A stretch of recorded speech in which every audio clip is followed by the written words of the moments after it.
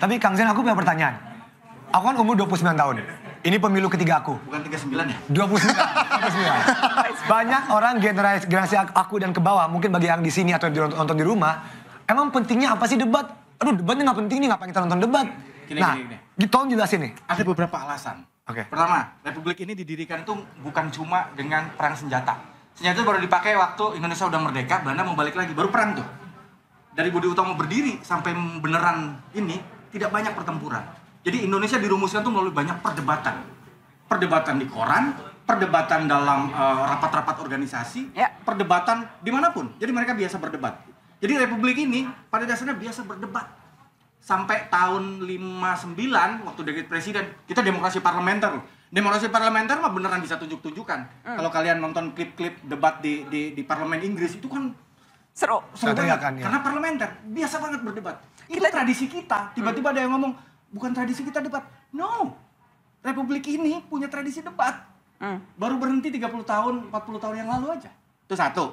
Kedua, debat itu tidak penting kalau konteksnya kita berdebat, Jokowi sama Andovi ganteng mana? Nggak penting lah. Nggak penting. Harus di fact checking. Fact check.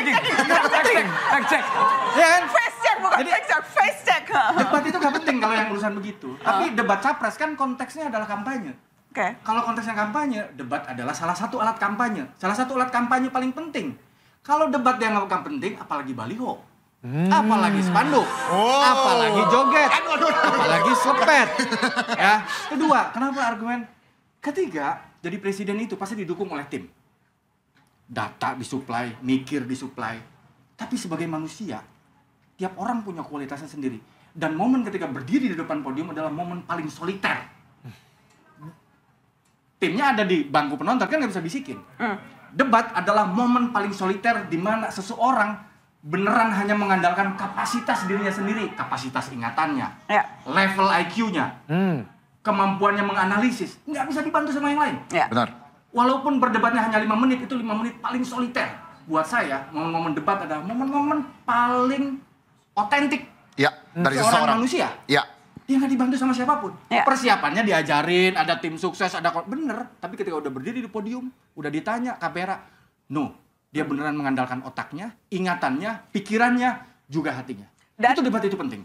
Dan bagaimana kemudian kita juga bisa mengukur bagaimana dia merespon lawan bicaranya. Persis. Cara ngerespon itu kan penting. Kenapa? Karena kadang ya presiden kan harus ngambil keputusan dalam hitungan cepat ya karena ya. Nah ini latihannya. Inilah kalau dalam debat aja dia belibet, dalam debat aja dia ya tensinya naik gitu.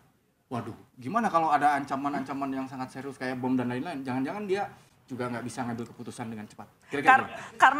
Karenanya tim musyawarah dan narasi juga udah bikin checklist panduan gimana caranya kita menilai debat.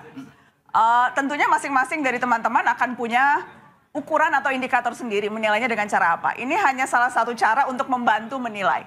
Udah cek misalnya. Checklist nobar debat Pilpres 2024. Karena ceritain dong, 4 poin itu apa maksudnya tuh? Jadi kita akan nilai dari 2 hal. Pertama substansi, isi perdebatannya. Dan kemudian juga bagaimana cara menyampaikan gagasannya. Verbal dan gesture. Terima kasih. Ini kayak penjual TV ya, penjual TV. Boleh Kak Jo? Ya. Substansinya jadi akan ada 4 hal. Yang pertama signifikan gitu. Ini programnya signifikan nggak? Penting nggak untuk dilakukan sekarang? Habis itu ada relevansi. Relevan nggak? Ini sesuai nggak menjawab persoalan di Indonesia sekarang?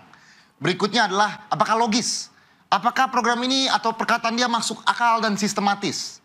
Yang terakhir, realistis. Ini tuh bisa dieksekusi atau enggak sesuai kapasitas negara kita. Ya, apakah misalnya programnya uangnya cukup?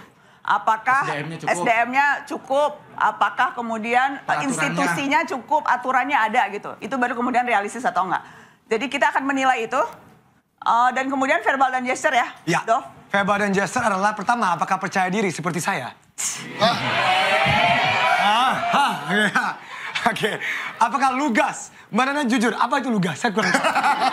Lugas itu to the point, bukan to the point. On point. Nggak muter-muter bertele-tele. Nggak bertele-tele. Baik, oke. Ekspresi wajah. Nah itu lu yang bisa jelasin. Lu ahlinya ekspresi wajah. Enggak, lebih detail on Vi, ekspresi wajah. Ekspresi wajah kelihatan apakah dia penuh dengan amarah, apakah dia senyum, apakah dia bahagia, apakah dia Dia ngomongnya tuh dia meyakini nggak sih apa yang dia omongin? Kayak biarnya ngomong tapi ngeliat ke atas, ngeliat ke bawah, itu kan berarti Eye contact ya, kontak mata. Eye contact. Kontak mata. Iya. Itu kestabilan emosi. Jadi jangan sampai tiba-tiba marah. Atau nggak apa-apa marah untuk menunjukkan passion terhadap gagasan. Nggak apa-apa juga dong. Nggak apa-apa, kita lihat aja nanti. Atau tiba-tiba jadi sad boy, tiba-tiba. Kita nggak tahu kan?